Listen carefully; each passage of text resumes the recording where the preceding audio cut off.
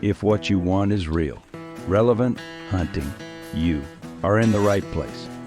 With moderator Josh Miller, owner of Triple Point Outdoors, co-hosts Kevin Cook, owner of the Outdoor Pro Shop, and Brian Keitlinger, athlete and creator of Left in the Field Outdoors. Welcome to the Reinvent the Hunt podcast.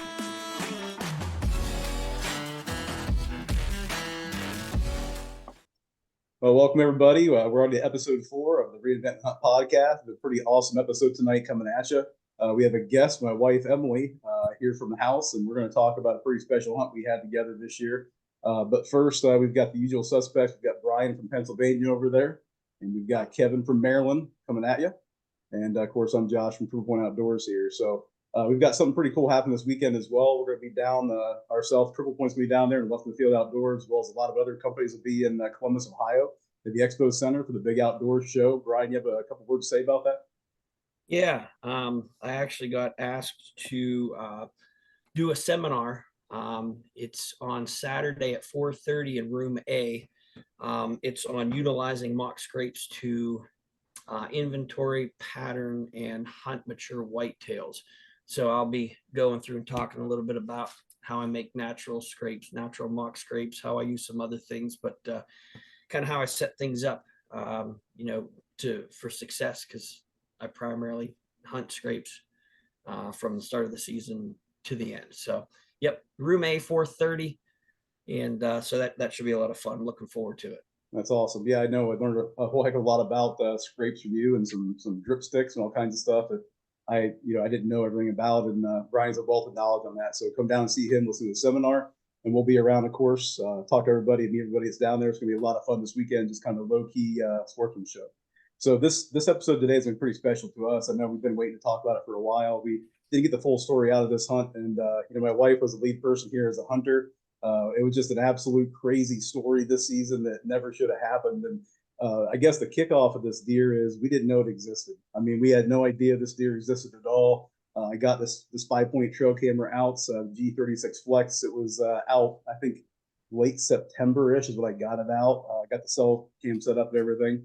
And I think, Emily, what was it? The end of October, we got the first picture of him at 1 in the morning, right? Nocturnal? Yeah, it was. It was the next day. I mean, I about fell over. It's one of those, like, you get those trail cam pics once in a while, and you're like, what in the holy mother is going on with this thing, And he was looking away, and there was just trash everywhere off these antlers. And I was like, what, where, who, and how? You just get those one-offs once in a while. And showed her, and we were like, who is this? And it has, like, I don't know what you call it, Emily. Is it like quad, like 4 drop tines, or those flyers too? I don't know what you call it. Yeah, we couldn't decide if they were just kickers up above and then just 2 drop tines, but it definitely, they came down, so it looked like it had 4 of them. And at that point in the with the cell cam info we had, he had all the drop tines on still. The 2 weren't broken off yet that we found out once she harvested him. He had 2 drop tines broke off. They weren't super thick, kind of long, and they must have been in some fighting and broke them off. But I guess the story for us is going to be really cool because it involves like a lot of controversy as well in hunting. I mean, she harvested. I already got trolled by that. She harvested with a crossbow. Oh my goodness, the R500 Raven. And she's a woman. No, so double whammy. Double whammy. Just all the points are against you, Emily. Woman and a crossbow. Come on, be a man. Use a vertical bow.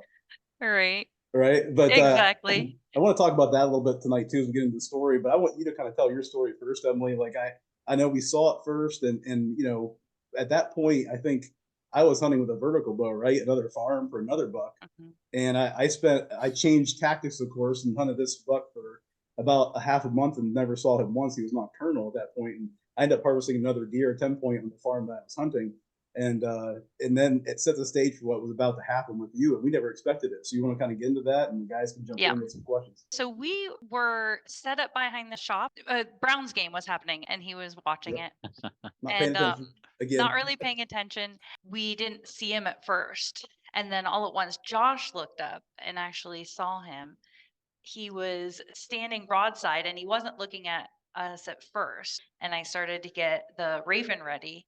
And then he all at once turned and looked directly at me.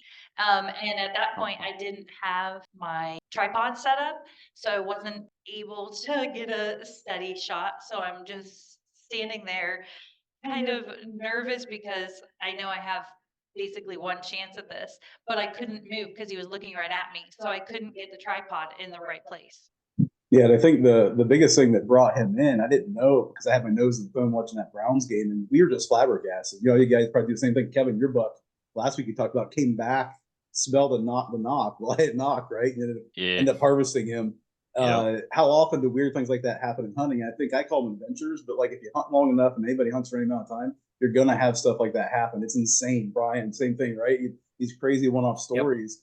And I was frustrated. Actually, I didn't see that deer. You know, I got frustrated, thought, well, I'll never see him again in my life. It's not worth even trying anymore. And I ended up harvesting other 10 point. Super happy with the deer I harvested, but I was wondered like, where'd that deer go? You know, and so I kind of wrote it off that day. And we had went out. I can't remember. I don't want to say the brand on here because I don't remember specifically what brand I grabbed, but I grabbed an off the shelf doe estrus aerosol. Like it was a Roll King grab, you know, last minute that day. And an hour before, I have myself on this 5 point camera. We'll put the photos on during the cast here. But I'm out there spraying all the brush with this doe estrus aerosol, Brian. And so, you know, I'm thinking the wind's carrying. If he's coming out of the CRP bedding, if he's in there, which you couldn't see him, you know, it might pull him. It might, you know, it was November 12th, so it was like definitely heavy rut at that point in time. And I didn't know, you know, we didn't know he was there, but we found out later. The guy's been hunting this deer for 3 years, and for like a 2 mile swath around our house, guy's been pursuing this deer. He almost got shot a couple times and got some weird incidences the other got away. But that day, all of a sudden, you know, after that, putting that doe estrus out, I think it was just something about the scent drifting in the air. It just something absolutely piqued his interest, and he stepped out. And when I saw him at first, I knew he was a huge deer, but I didn't actually know it was the drop tine buck because he had no drop tines. You know, they were broken off, and I just knew he was enormous. And I was like, that did shit, oop, that like shoot it, you know. And we had to react really quickly. And I was really scared the moment she was talking about because I was actually behind her at that point in time. She's in front of me, and I didn't know how she's going to get a shot. It was 70 yards, and so I want to talk with Emily about that. You guys too can jump in because I've had people trolling me for the past week about why in the world would you ever take a 70-yard shot on a whitetail with a crossbow like that? Number one, I want to tell you guys, I don't want to do that. Emily doesn't want to do that. I don't think anybody wants to do that. But we had the R500. It had plenty of speed. We had tested it in Africa on much heavier animals. We knew it was capable to do it. I had taken roans at 60 yards prone, no problem, with much bigger bodies than a whitetail. And we also had some stories where there are times where you have one shot opportunity, and if you know the bow can do it, it's a legal bow, it's a legal distance, it's a legal and effective shot, and the broadhead takes the little energy it does to open up. I knew we were going to get a pass through. I knew if she hit it in the right spot, she's a great shot, it would work effectively for that animal. And we had no other shot opportunity. So Emily, I want you to talk about that for a minute because like we didn't really want that shot. You want a 40 and under shot, right? Right. Right. And some of the pictures that we got, he was a little closer in a different location. And it just happened to be where he was that he was, that far. So we were kind of set up more for the location where he had normally been in the pictures. But like you said, he had been nocturnal. So we hadn't seen him during the daylight at all. And we knew he was really elusive to make an ethical shot on a deer. Mhm. I'm just not strong enough. And so I guess for me, a crossbow makes bow hunting accessible. I know a lot of women shoot vertical bows, but I just don't have the strength to make it go fast enough. So I can't shoot like a 70-pound bow that would make an ethical shot. So I need a crossbow. And I had a lot of confidence in the Raven R500 because I had practiced a lot with it. And I knew it could make a 70-yard shot without a problem. And then obviously I had the Clovis, Cut Plus actually. So I had that opportunity and I just felt really confident between the Clovis and its accuracy and the Raven R500 that I could make that shot. The biggest problem that I ran into is I had to freeze because he was looking right at me Yeah. and I didn't have the tripod where it needed to be. And, I knew I couldn't freehand that shot because I wanted it to be a careful shot. I certainly didn't want to injure this deer. It was way too beautiful for that kind of shot. So I needed a really accurate shot. And I didn't have any problem about the Clovis. I knew that was going to be perfect.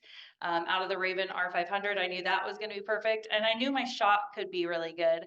I just needed that tripod to give me, the extra accuracy. Yeah, So, and at that time I didn't know what to do because the deer actually locked onto her, and just hunting deer and watching them for so many years, I knew he was starting to sniff something was up. You know what I'm saying? Like he was locked on, he saw some motion, didn't totally like what he saw, and we had the scent put out at 20 yards. So really where we wanted him was 20 yards, guys. That's where we wanted this deer to be. And it was unfortunate because if he'd have stepped 10 more yards forward, we'd have had no shot the rest of our lives. It just wouldn't have happened. So, at that moment, we both discussed it very quickly. We really did. I remember Emily and I talking about it, and we said, I ranged it. And I said, he's 70. And I said, it's okay. You can do it. I said, this is going to be a capable shot with this crossbow and this broadhead. I feel very confident. Put it, on him, and let's get this done. You have one opportunity. And I had to reach around her. I used her body to block my motion. I grabbed the tripod and I slowly reached around in front of her, around her body, and sat it down so she could just drop the crossbow on it. And that was about the only way we could do that. Yeah, and I was whispering to him and just looking right at the deer because that's where I was looking when he caught a hold of me. So I couldn't move my head at all. So he was able to get that in front of me. And then once that was in front of me, he kind of helped me adjust it to the right placement. And then that's when I was able to kind of carefully lower my eye into the scope and get set up. And I felt really good, but he was still looking at me, so it was pretty intimidating. Yeah, for sure. So and behind me in my ear, Josh is going, shoot it, shoot it, shoot it, shoot it. I think it was shoot more it, like shoot it. I think it was more like a C8, like a shoot it, shoot it, shoot it. Yeah. And here's the thing that was funny. I just needed to breathe and make sure it was a good shot. And I think he just felt like the time was dragging on really long, but it was literally a matter of like a second. And he was just like, shoot it, shoot it, shoot it a bunch in a row. It was crazy. Well, Brian and Kevin, I'm you guys, like, I am. have you guys ever, I know both these guys will jump in here, I'm sure, and ask questions, but I knew you get this feeling from watching these animals after hunting them for a while. Something bad is something's about to happen. Yep. He's about to take off or start walking away or do something. When your heart sinks when they look straight up at you, you're like, yeah. Oh, yeah. I actually think I might have been more calm than Josh was at that moment.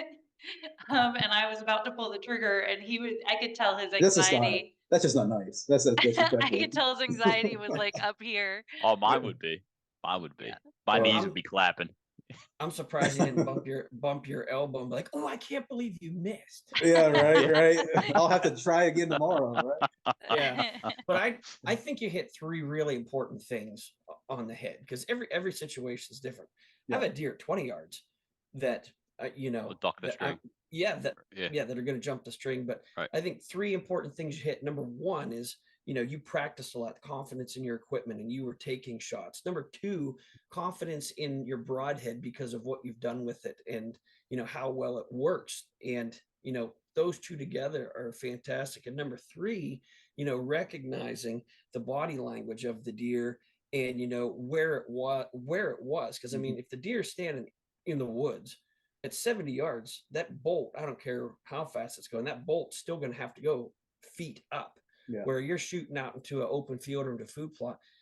I've caught flack before. I've killed does at over 60 yards in a food plot. I've shot bucks with a compound at over 50 yards in a food plot.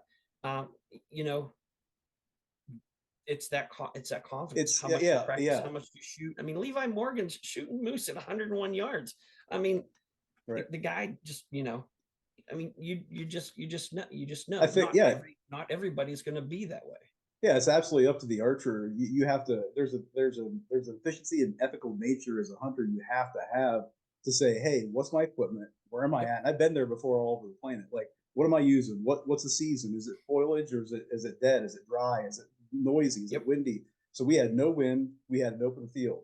We had him standing broadside. He was stationary, not super alert where he was tense. I could see his muscle fibers. He wasn't tense yet. He wasn't going to launch. He was wondering real bad. And he had about 10 yards to go until he's back in CRP that was literally trash everywhere and there was no shot opportunity. And I went back and I sit back and I go, people out there questioning why we did that. I questioned it myself, and I know Emily did as well. This is something that as a hunter, we've had with the Clovis people taking elk at 72 yards with full pass throughs with a vertical bow, shooting 280 feet per second. I burned myself in Africa on, what was it? It was an Impala. It was the first night I was there, and I had a bear vertical bow, and he was at 30 yards and super alert. And Jackal came in, and the guide said, "You got to take the shot now because it's going to get too dim." And I did. And then Impala dropped probably 1.5 feet on me in a split second, and that arrow sailed right over it. And then he came back in the next night, and I used the Raven R500, and the thing couldn't even move. So, to people out there that are questioning the shot, please be aware we did too. It's not something that we take lightly at all. But I knew that with the performance of the broadhead we've seen, and we actually had one story where here in Ohio this year, a guy had a high-speed crossbow and had a buck come head on, right? A frontal shot, which we really, really don't like at all. But he took a frontal shot, hoping to hit the heart. And of course, with those shots, you're going to get real dicey, questions of lung damage. Probably going to get one lung, if anything. He did. He got one lung. And he was able to recock the crossbow. And he thanked me for the Clovis because he said, "Josh, the second bolt, I shot that deer at 80 yards with, and it blew through both shoulders, and I harvested that deer." So I will say to people out there that question it, yeah, it's not anything people generally want to take that long of a shot. But given certain circumstances, it can be an effective situation. And he is now in our freezer. Again, shot placement. Shot placement is key. Sorry, Emily, but Right, shot placement is key. Yeah. Yep, that goes past everything, right? Like shot placement is where it's number one. You can't harvest animals taking bad shots. Right. When I told her, I said, put it right through his shoulder. I mean, we knew Right. the durability of the broadhead. We knew the capabilities of the broadhead. I knew for darn sure what it was going to do. I've shot it too long now, and I said, you put that crosshair right on his shoulder, and you let it go. And I'll tell you what, when she pulled that trigger, she did such a phenomenal job. You could hear the bolt like a rocket through the air and just whack in the shoulder. He jumped, he lurched forward, went down, snowplowed about 25 yards, and made it about 50 across the county road with a blood trail going like a river across the road, and made it about 10 yards to their side and piled up. But Emily, I know you and I, we immediately started tracking because we knew he was down. He was by a road. So obviously you have to go track this deer pretty quickly. And that's another thing too, guys. Like we can talk about it now. When do you go track a deer? How long do you wait? Because you think it's a kill shot, it's through both shoulders and probably both lungs, but you never really truly know how far they go. Right. In this case, we knew we needed to go immediately because he had crossed the road, and we knew that there was like a strip area where no one owned that land. And so we were on our land, and we were concerned that, someone was going to go grab this deer. We didn't want to have As can Brian's happen with Brian. situation. Yeah. Exactly. I had it going through my head. Yeah. Yeah, and so we had to go right away, and we heard him crash a second time. So we saw him crash the first time, and then we heard him crash the second time. So we knew he was probably down, and there was tons of blood. The road was actually completely, stained with a perfect trail right across it. And so we just went right away because we were concerned about other people coming across it right there on the road and just putting it in their truck. Yeah, but I can't say enough about her shot placement because you guys said the key word there. It's all about shot placement. If you hit liver, any deer, any broadhead, it's going to probably live 10, 12 hours before it expires, if you're lucky. Yep. And we've had situations this year where guys will call me and say, "Hey, what do you think about this shot?" And I'll try to look at it and I'll say, "Well, put it in that shoulder crease right behind it. Or if you have a high-speed crossbow, I wouldn't do this with a vertical bow because you do have issues with hitting a shoulder blade maybe at yards, but put it right through the shoulder with a high-speed crossbow, you'll be fine. It's going to blow right through."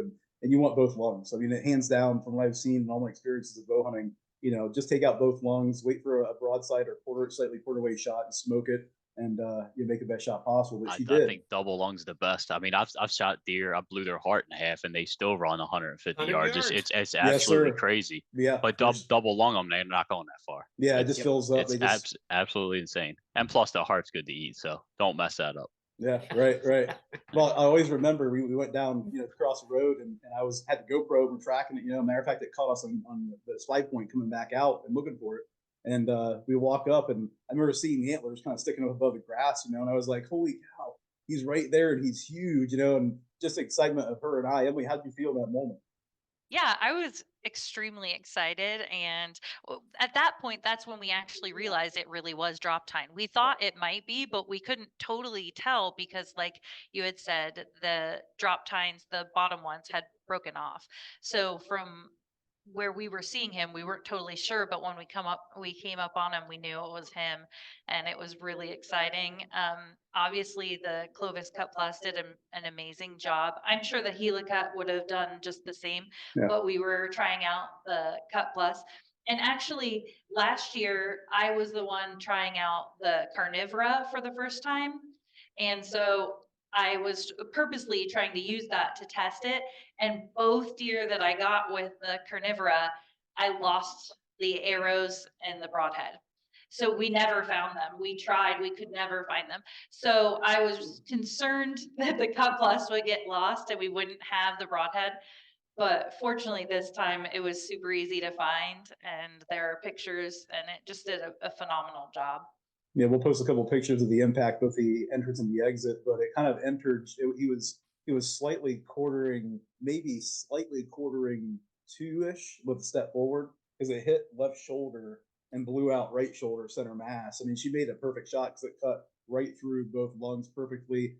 There's not a person in the world could make a better shot than that. So I was super happy that she was just able to stay steady and do a phenomenal job, way better than I could have in that situation. I can't say enough about those broadheads though. I've doubled deer number 3 with one broadhead. You just rinse them off and keep on going. Like they're so great. I appreciate that. They just do some damage. They annihilate.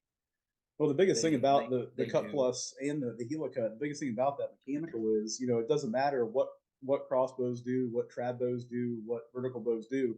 If crossbows get up to, launching at, 600, 700, 800 feet per second someday, the Clovis will hold shut. It doesn't matter. Matter of fact, the faster it's projected forward in acceleration, the more the blades want to hug back on that magnet. Right. It doesn't matter. So it's speed proof. And it just makes, for me, it's a no-brainer. You screwed on. Yeah, I got buddies around here using them as well. They love them. So it's really a great design. Appreciate that. We had a lot of fun hunting this deer. I know it's meant a lot to us. He's actually at the taxidermist now here locally, who we'll have on the later show and talk to him about that. But we debated for a while because we don't know what he really scores. And not, it's in my world, like when I hunt a big deer like that, I'm sure Emily feels the same way. Like if I can judge that deer as over 150, he's absolutely a shooter to me. I don't care. He's a slob, and that in my book is a big deer. And I just don't get into the scores that much, but it is going to be really neat to see like how he scores, because I don't really know anything about that kind of non-typical stuff. He's got, like, Brian might help me out. He's got flyers, he's got kickers coming off, and then one kind of curls down, and he's got the drop tines we're going to have them put back on and try to recreate with this 5-point cam shots we have as to how long and big they are. But I don't know what he will score. I'm guessing like maybe 175. I don't know, Emily. I don't know, 180. I don't know. I'm not sure. Do you have the rack? It's at the taxidermist right now. Well, if you can grab it, bring it Saturday, and I'll put a tape on it. Okay, I might actually try to grab. I could go over and grab it and bring it down, see what he scores. Yeah, I'd gladly put a tape on it. And do it for you, and that'd be great. You could have that. Yep. All right, I'll see where he's at in the process with that and see if we can grab it and bring it down. But as far as hunting this deer, I just want to say to everyone out there that hunted this deer, I know there are guys chasing it for 3 years. We were in the same boat, didn't know it existed. That happens a lot with deer. The Tater, the deer I shot in the same property here of ours 3 years ago, I didn't know he existed either. He shows up chasing a hot doe. And it was that time where he had like a 2-mile radius. I think Kevin's talked about this before. And I always wondered, how the stories of these deer. And so what happened then after we harvested it was the neighbor farmer that was also getting this guy on camera shared the cam pics with me. So now we have that camaraderie of the story. Super nice guy. You have 2 options with this. Some people get really mad that you harvested the deer, thereafter. Some people are super happy. I'm happy for anybody. Absolutely. Yeah. I love it. Like, I'd rather see somebody shoot that deer than it just getting hit by a car or like disease or something like that. Like, it's painful to not know where a deer went, and rather than somebody else killing it. Like, I'm always happy for other people killing big deer. That's awesome. I love it. And I think it's super cool too, where guys, there's almost like this unsaid code that happens in today's world where when you get the big slob on camera, you don't say anything about it until someone harvests it. You know what I'm saying? Like there's a code. You don't it's like bro code. You don't say anything until someone harvests it. I post all mine. You post I post all my pictures. I mean, well, if I don't shoot it and someone else does, fantastic. I mean, seriously. We're supposed to be. We're all doing the same thing, and I agree. Like Kevin said, I'd rather see someone shoot it, ethically and legally, and because they move so much around. Right. And like I said, getting CWD, getting hit by a car, those things. So I mean, Right. Yeah, I'm the same way. we're all doing the same Fantastic. thing. We're all hunting Yep. hard. We're all putting in the time and effort, and that's what it's all about. So Absolutely. Yeah. I couldn't We agree need to be more. we need to be cheerleaders of each other. And I don't care if Yeah, it's 150 inch. I don't care if you shoot a half wrap 3-point spike. Dude, that's fantastic. I mean, if yeah, it's right. legal and you can do it, for sure. and you shoot it with a crossbow, you hit it with a atlatl, I don't care. Yeah, I You love know, it. I you're love it. you're Yes, out sir. there, you're That'll- supporting conservation, Yep. you're doing that lifestyle, you're getting that protein. I mean, it's all Yeah, Right. what we want. Yeah, I mean, I had a guy the other day. I told him, I said, "This is my ending answer to all this." And we'll have a whole episode about this eventually, but we'll talk about weapons you use and why, and people, the trolling and combating that goes on with the industry and within the sport. But I told him, like, listen, he's getting on me about the crossbow and it's a gun, it's a cross gun. I always hear that. And I just laugh because I'm like, listen, I've taken the animals with the vertical bow, and it doesn't matter what I use. It's to me, it's up to with everything I do. It's up to the environment, the time of year, the species I'm hunting, or spot stalking or blind hunting. It's all situational, it really is. And and sometimes there'll be guys where, depending on if it's legal or not, sometimes guys will take multiple bows out with them, depending on what Yeah. you're doing, what you're hunting. So if you have something that's at 70 yards, you could use a crossbow, or if it's coming in at 20, you use a vertical bow if it's legal in your area. There's something to do. So I think it's something to remember, because there's no one that I know about there anymore that's running around with a spear. Well, that one guy's persistence hunting with a spear, right? The schlock master, where he gets up the tree stand and throws a spear down and Yeah. kills animals. But we're not chasing after on foot animals anymore and doing the original style of hunting, which is really persistence hunting. You chase them until they're exhausted and you stab them to death. And Yeah. we're using technology, we're using engineering, and while I think some of you guys jump in here too, there's a line everybody has. You guys know what I'm saying? There's a line everybody has. I don't personally want to hunt a lion in South Africa. I don't want to. Plenty of guys do, and plenty of girls do. Yep. It's not on my bucket list. It's not something I want to hunt. When it comes to weapons, I suck at a trad bow. I'm learning, but I'm not great at it, and I would not want to shoot a deer over 10 yards with a trad bow. You guys know what I'm saying? yeah, absolutely. I mean, like for me personally, I'd rather use a vertical bow. But I'm not going to hate on anybody that uses a crossbow. It's not whatever you want to harvest a deer with, doesn't matter to me. And then it gets the opportunity for younger people to get into Yep. hunting, and It then does. your older guys to stay hunting because they don't have the strength to pull back bows. Like, and then the women in hunting, like it's all around great. Just it doesn't really matter what you use to harvest a deer. Just get out there, do it legally, just have fun. Yeah. Absolutely. I've always said I'm the only one who can take away my man card. So, I don't Right. I Who don't cares really, what anybody thinks, right? yeah, I don't Yeah. really care. I'm doing it legally. I do it the way I want to. Right. I have fun doing it. And if you disagree with it, well, then you've made that choice to do Right.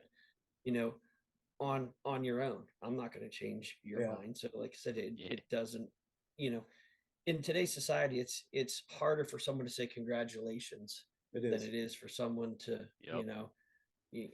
so many people are, keyboard warriors and this and that. Hmm. And it's just, it's unfortunate, but that's, that's the way it is. I mean, I don't know. Yeah, and I I think think the that other. Go ahead, Kevin.